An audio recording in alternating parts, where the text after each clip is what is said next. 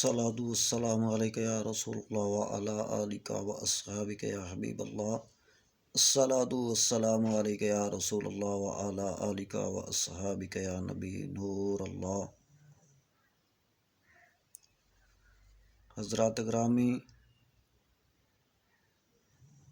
دنیا تو جڑے لوگ پردہ کر جاندے نے، وسائل کر جاندے نے، انہاں دے اصالے ثواب واسطے پڑھنا بہت بڑی سعادت ہے اور اللہ تبارک و تعالی بہت اجر عظیم عطا فرماندا ہے۔ حضرات گرامی، صبح نو نماز فجر تو بعد ایک دفعہ شجرہ طیبہ اور 7 دفعہ درود غوثیہ اور ایک دفعہ الحمدللہ اور ایک دفعہ آیت الکرسی اور 7 وری سورۃ اخلاص قل هو اللہ اور 3 دفعہ پھر درود غوثیہ اور اس تو بعد سورۃ یاسین ایک دفعہ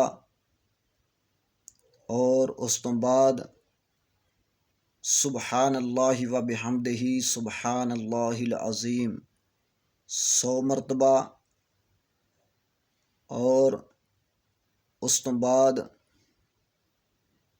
دعوت اسلامی دے ہفتہ وار اجتماع دے اندر جڑے درود شریف پڑھے جاندے نے، وہ درود شریف 50 دفعہ پڑھیں اور اس دی تعداد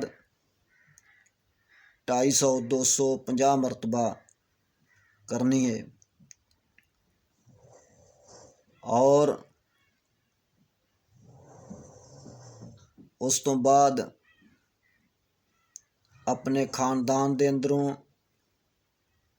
جڑے فوت شدہ ہوئے نے، اس دا ثواب انہاں دے ارواح نوں بخشیں اور خصوصاً بالخصوص حضور نبی کریم صلی اللہ تعالی علیہ وآلہ وسلم دے خاندان نوں حضور نبی کریم صلی اللہ تعالی علیہ وآلہ وسلم دی بارگاہ دے اندر پیش کریں اور اس دا ثواب علماء کرام، مشائخ اعظام اور جس دے ہاتھ دے اتے آپ نے بیعت کیتی ہے انہاں دے ارواح نوں بخشیں